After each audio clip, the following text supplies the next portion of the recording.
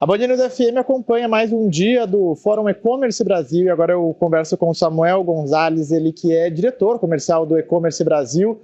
Está recebendo também a Band News FM, a gente está com um estúdio montado aqui para discutir, entender as mudanças que o e-commerce está passando. E o Samuel estava me contando que ele é um daqueles que a gente tem muito para aproveitar, porque ele conheceu o e-commerce lá no início, passou por diferentes transformações e agora a gente está num mercado aí que deve girar cerca de 205 bilhões em apenas um ano. Samuel, o que você destacaria de inovações e de novidades para o e-commerce que a gente está vendo aqui e que a gente deve começar a ver na prática, nós consumidores, daqui para frente? Bacana, obrigado pelo convite, muito bom receber vocês aqui na 15ª edição.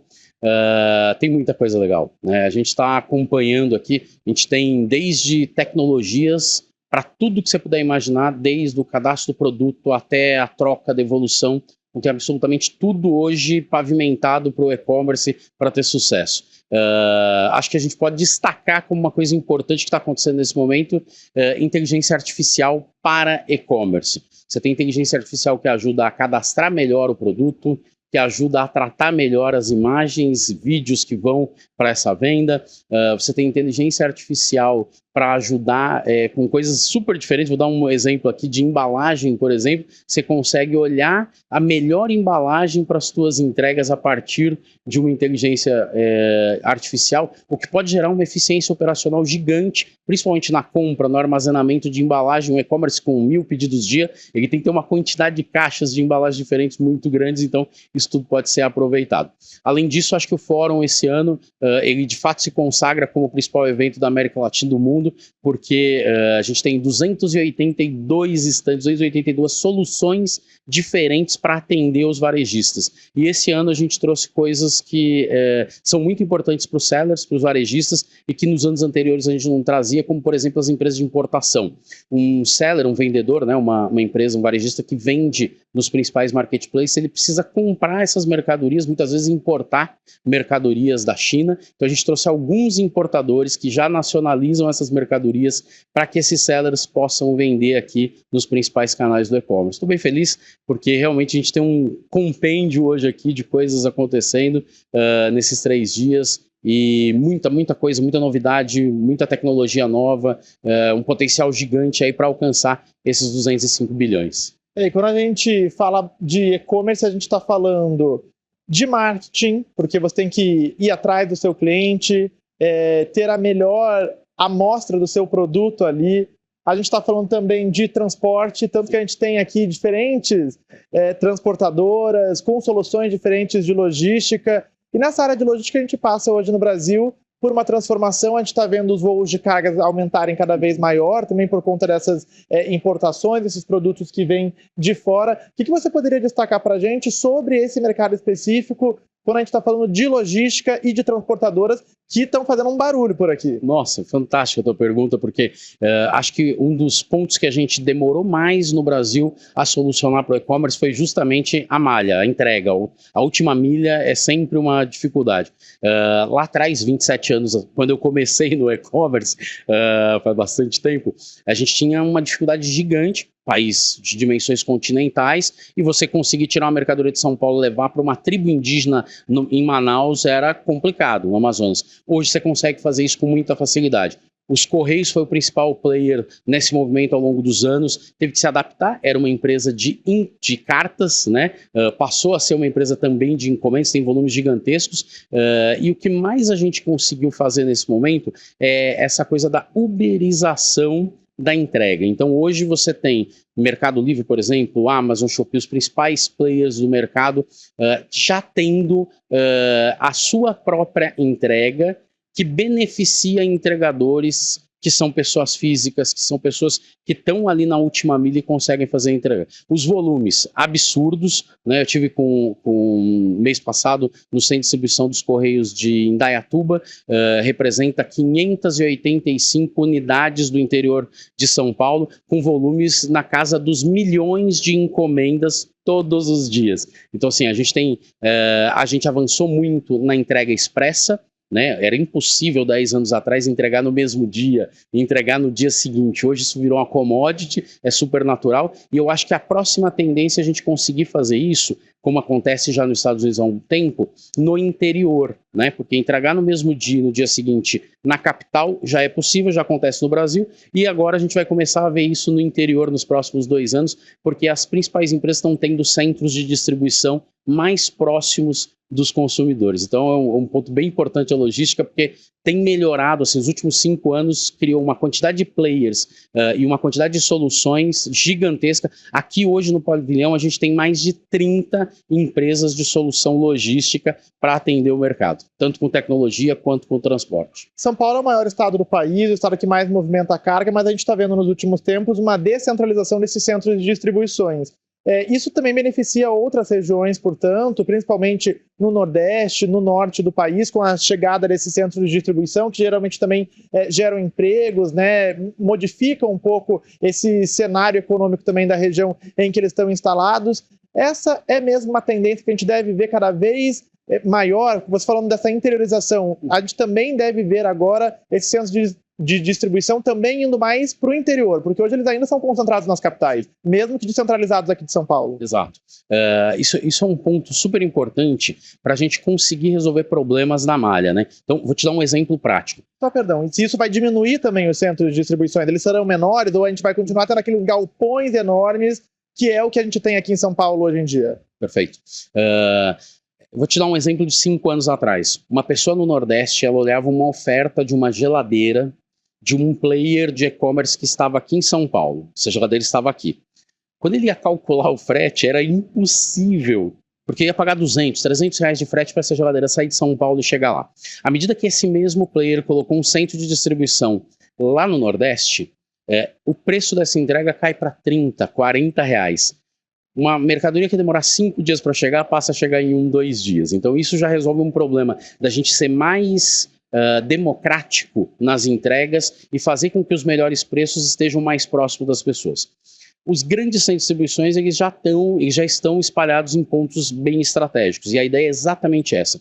Quanto mais a gente consegue calcular o potencial de uma região, melhor a gente consegue dimensionar um centro de distribuição, que pode ser inclusive um centro muito menor, mas que eu vou ter vários deles espalhados. Isso vai gerar mais empregos, vai gerar mais renda, mas, acima de tudo, vai fazer com que as pessoas que estão longe das capitais consigam comprar os produtos com um preço muito bom, com frete muito bom, às vezes frete grátis dependendo da promoção, e chegando uma mercadoria que, se ele tivesse que comprar lá na região dele, numa loja física, seria potencialmente mais caro. Então é exatamente esse processo que está acontecendo nesse momento. A gente tem os grandes players já com um número muito grande de centros de distribuição.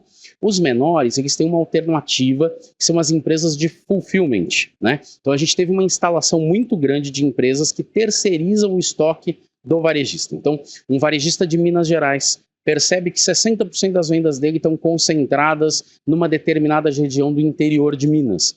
Se lá tem um fulfillment, ele aloca um espaço desse fulfillment e a operação leva um pouco do estoque dele, avança lá nesse centro de distribuição, e esse centro vai fazer as entregas em nome desse varejista. O consumidor comprou online desse varejista e quem vai fazer a entrega é essa empresa que está mais próxima.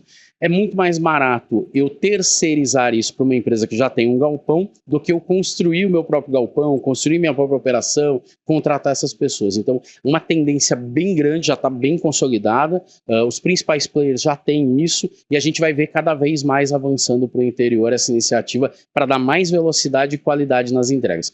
Um dos pontos de qualidade na entrega que a gente precisa destacar nesse caso é que uma mercadoria que anda 5 dias tem mais risco de avaria, tem mais risco de roubo, tem mais risco de uma série de problemas que podem acontecer no caminho. Estando mais perto do consumidor, eu diminuo também esse risco e aí, naturalmente, entrego com mais qualidade, um produto melhor, numa velocidade boa e num preço mais justo para atender melhor a população.